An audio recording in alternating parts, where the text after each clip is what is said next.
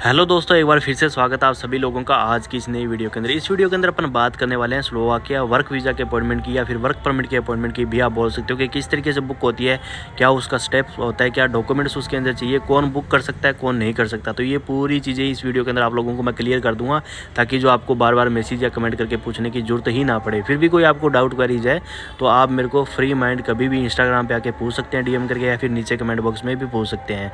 तो चलिए वीडियो को स्टार्ट करते हैं बिना किसी देरी के, और आपको बताता हूँ कि कौन बुक कर सकता है, कैसे बुक होगा, क्या होगा, वो आपको मैं यहाँ पे पूरा ही बता दूंगा। तो आप देख सकते हो ये इमिग्रेशन की ऑफिशियल साइट है, embassy of the Slovak Republic in New Delhi. तो मैं कोई अपनी तरफ से इसमें कुछ भी नहीं बताऊंगा, जो यहाँ पे मेंशन किया गया है इनकी तरफ से, इमिग्रेशन की तरफ से, वही चीज़ आप लोगों को मैं नीचे चल के बताऊँगा, ताकि आपको भी पता चले कि भाई ये चीज़ें बिल्कुल भी मनगढ़ंत नहीं है, बिल्कुल सच्चाई है। ये एम्बेसी ने खुद बोला है, कोई दूसरे बंदे ने, किसी ने भी नहीं बोला है। तो देखो, पहली बात तो ये आती है कि ना तो आप अपॉइंटमेंट बुक कर सकते हो, ना मैं कर सकता हूँ, ना आपका एजेंट कर सकता है, ना आपकी एजेंसी कर सकती है। ठीक है, कौन बुक कर सकता है वो भी आगे चल के बताऊंगा। आपने एंड तक वीडियो को जरूर वॉच करना। और जो लोग ऐसे बोलते हैं कि हम आपकी अपॉइंटमेंट बुक कर देंगे, ये कर देंगे, वो कर देंगे, तो भाई ऐसा कोई भी नहीं कर सकता है। तो आपको इन फ्रॉड लोगों से या फिर जो ये स्कैम करने वाले होते हैं, इनसे आपको बच के रहना है। किसी को कोई पैसा नहीं देना है। आपने जहाँ से पेपर अपने डॉक्यूमेंट लगवाए, आप उसी को बोले कि मेरी अपॉइंटमेंट मुझे बुक करके दे दे। ठीक है, तो अब स्टार्ट करते हैं। National D visa purpose of employment according to, ये इसका एक्शन वगैरह, जो सेक्शन वगैरह आप देख सकते हो, act on residence for foreigners number, ये इसका आ गया। इसके बाद जो मेन चीज़ है वो नीचे चल के बताता हूँ। ओनली स्लोवाक एम्प्लॉयर, यहाँ पे स्पष्ट लिखा है ओनली स्लोवाक एम्प्लॉयर। एम्प्लॉयर का मतलब जो आपका बंदा जो आपको वहाँ पे जॉब देने के लिए बुला रहा है, जो कंपनी आपको बुला रही है, वो नॉट फॉरेन और Slovak third party agency, man power agency.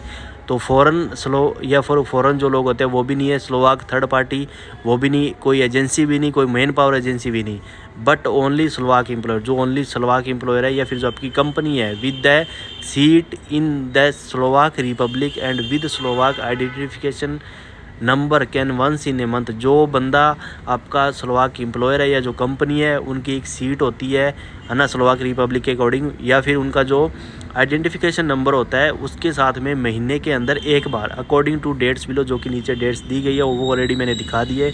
उसमें दिसंबर से लेके मार्च तक या अप्रैल तक की डेट्स है, वो एक बार नीचे मैं आपको दोबारा दिखा दूंगा।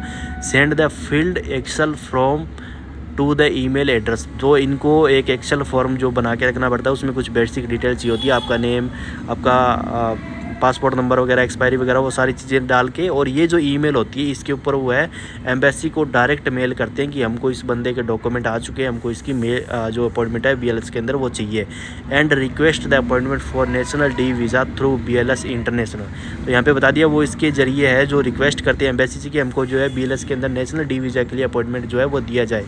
Complete guidelines are publish in the Slovak language. The embassy of the Slovak Republic in New Delhi will communicate only with the Slovak companies and their Slovak representative.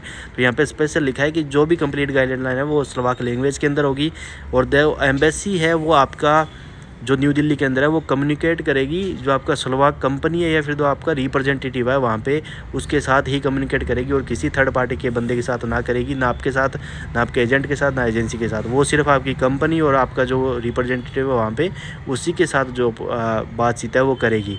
तो ठीक है, इसके अंदर देखो क्या होता है। सबसे पहले आपके डॉक्यूमेंट लगते हैं। डॉक्यूमेंट लगने के बाद जब आपके डॉक्यूमेंट वर्क ऑफर लेटर वगैरह आने के बाद, जब कंपनी आपका ऑफर लेटर वगैरह एक्सेप्ट कर लेती है, आप कर लेते हो, उसके बाद जो आपकी फ़ाइल है वो लगती है लेबर कोर्ट में, वहाँ के वर्क परमिट के लिए। जब आपका वर्क परमिट इशू हो जाता है, यानी कि आपके डॉक्यूमेंट कंप्लीट हो जाते हैं, फिर वो सारा डॉक्यूमेंट का एक सेट बन के, और वो जो आपका बंदा है, आपका मालिक है या फिर जो आपकी कंपनी है, वो मेल करती है अपॉइंटमेंट के लिए, फिर उसी तरीके से जो अपॉइंटमेंट है वो बुक हो जाती है। ये इसका सिंपल फंडा है। इसके अलावा कोई भी बंदा अपॉइंटमेंट बुक नहीं कर सकता है।